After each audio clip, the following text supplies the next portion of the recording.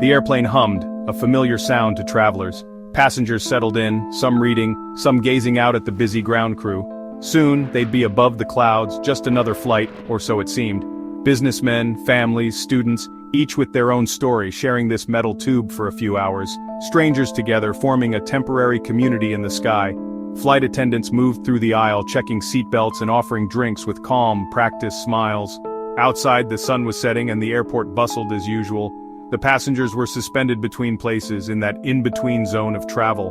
No one expected anything unusual. Life on the ground continued, ordinary and predictable. But among these strangers, one person was about to make this flight unforgettable. For all the wrong reasons. The ordinary journey was about to change forever. Among the passengers sat a man in a dark suit, black tie, and perhaps a briefcase. He was quiet, blending in perfectly, drawing no attention. He found his seat, 18C, and settled in, ordering a bourbon and soda. Calm, collected, he smoked a cigarette, as was allowed then. He seemed like any other traveler, invisible in the crowd. The flight attendants barely noticed him. This ability to be unseen was his greatest tool. No one suspected he was about to do something extraordinary. The plane took off, climbing into the darkening sky. The seatbelt sign went off, and people relaxed. The man in the dark suit waited, choosing his moment. He had a plan, daring, precise. Soon, he would set it into motion. The ordinary flight was about to become anything but. The man, sitting quietly in his seat, caught the attention of flight attendant Florence Schaffner as she made her way down the aisle. He didn't seem out of place, just another passenger on a routine flight from Portland to Seattle. But there was something about his calm, almost calculated demeanor that made her pause for a moment. As she approached, he handed her a small, neatly folded note. At first, Florence assumed it was just another business card or a phone number, the kind of thing flight attendants sometimes received from passengers. She almost slipped it into her pocket without reading it, but the man leaned in, his voice low and steady. "Miss, you'd better look at that note. I have a bomb." The words were chilling, delivered with a calmness that made them even more terrifying. Florence's heart raced, but she forced herself to remain composed. The man's calm but firm tone sent a cold shiver down her spine, yet she knew she had to keep her wits about her. The note was direct and unmistakable. It demanded $200,000 in unmarked $20 bills and 4 parachutes, 2 primary, 2 reserve. The instructions were clear, leaving no room for negotiation or error. Fighting back her fear, Florence discreetly made her way to the cockpit. She informed the captain in hushed tones, careful not to alarm the other passengers. Remarkably, the rest of the passengers remained blissfully unaware of the danger unfolding just a few rows away. To them, it was just another flight, and panic was the last thing anyone needed. The captain, now fully aware of the gravity of the situation, immediately radioed air traffic control. Every word he spoke was measured, knowing that the fate of everyone on board depended on what happened next. On the ground, authorities sprang into action. Law enforcement and FBI agents were alerted and the airport prepared for a crisis. This was no longer just a flight, it was a hostage situation and every second counted. Northwest Orient Flight 305 soared high above the misty forests and rivers of the Pacific Northwest, its fate now in the hands of a single, mysterious man whose intentions were deadly serious. The crew moved quickly and efficiently, following the hijacker's instructions to the letter. Every action was deliberate, every glance filled with silent urgency.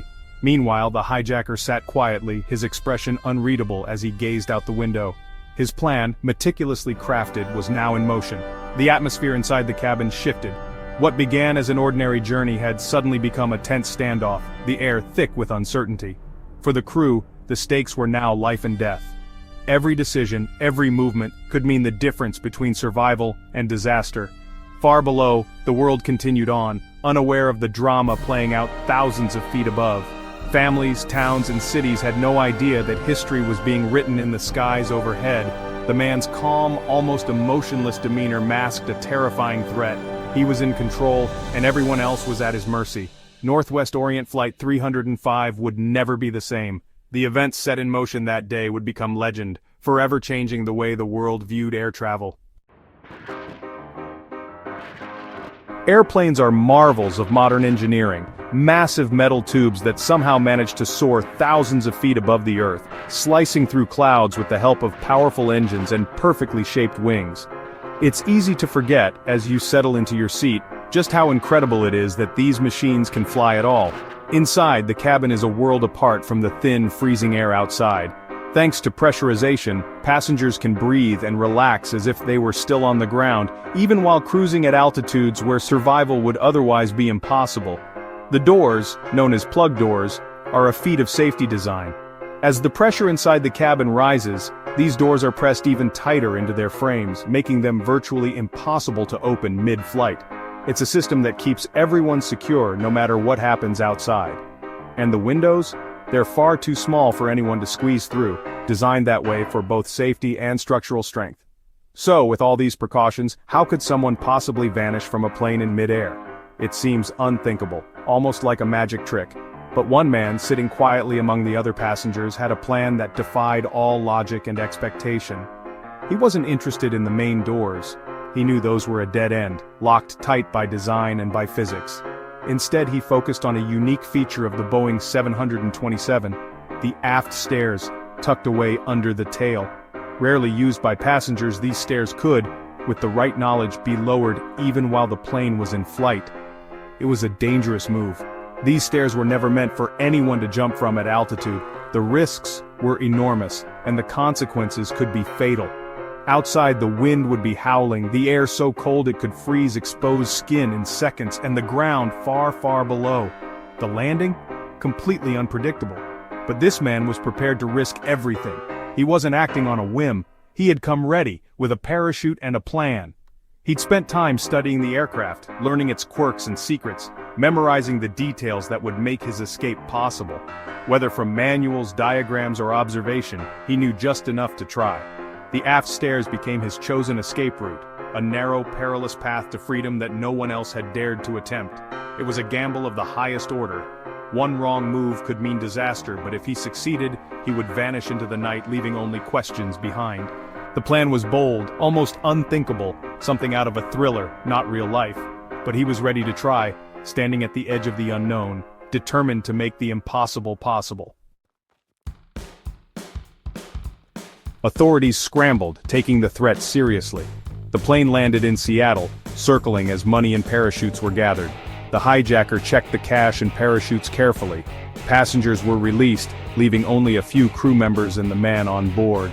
Relief for the passengers, but the ordeal wasn't over. The man ordered a second takeoff, destination Mexico City, but at low altitude and slow speed. He specified technical details, flaps at 15 degrees, landing gear down. The crew followed his instructions, flying into a cold, stormy night. Only the man and a skeleton crew remained. The flight attendants stayed in the cockpit. The man was alone in the main cabin, ready for the next step. His audacious plan was unfolding. The mystery deepened.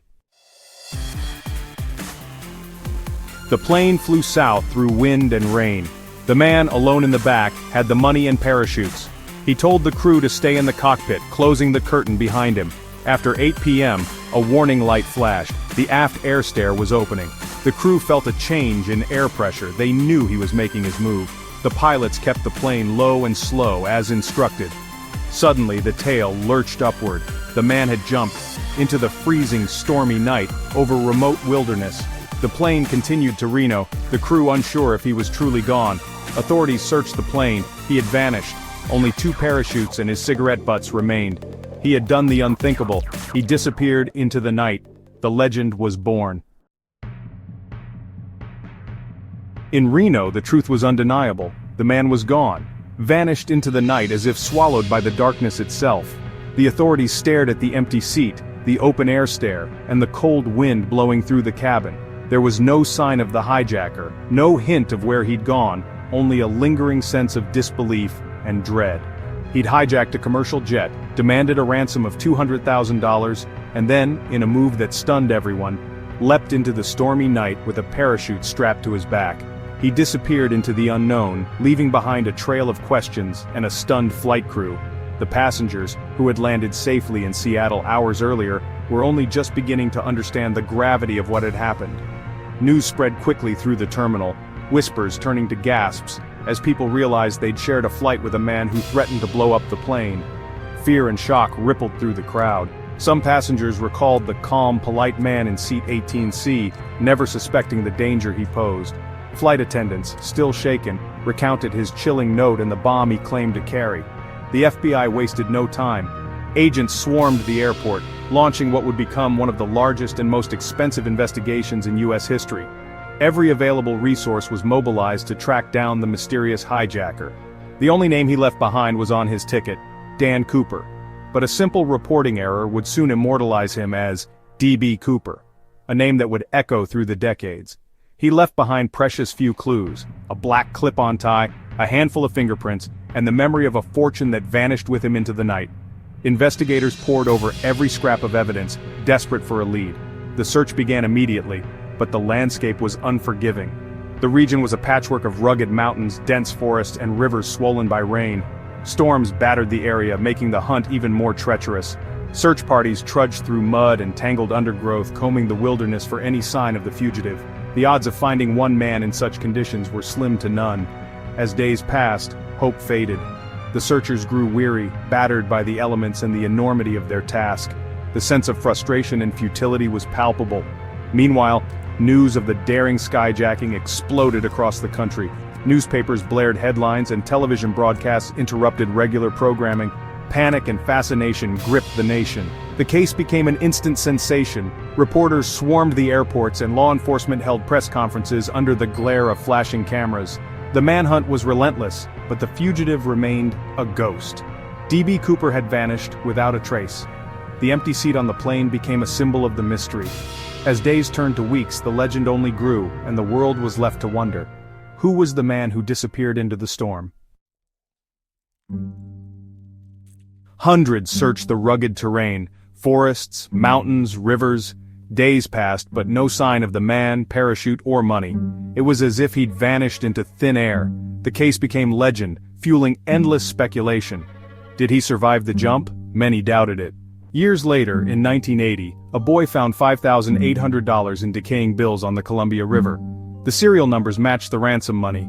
It was proof some of the money had landed there. But Cooper himself remained a ghost. The discovery deepened the mystery.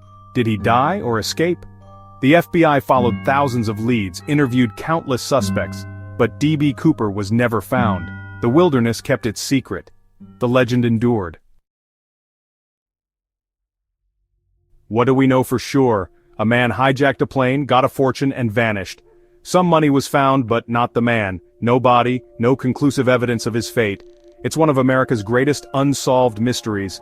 The audacity of the crime fascinates people. A lone rebel against the system. Some see him as a folk hero, others as a desperate criminal. The unanswered questions keep the story alive. Who was D.B. Cooper? Did he survive? Did he have help? The FBI closed the case in 2016, but tips are still welcome. The legend lives on in books, movies, and songs. He is the man who fell from the sky. The perfect crime, or a lonely end in the wilderness.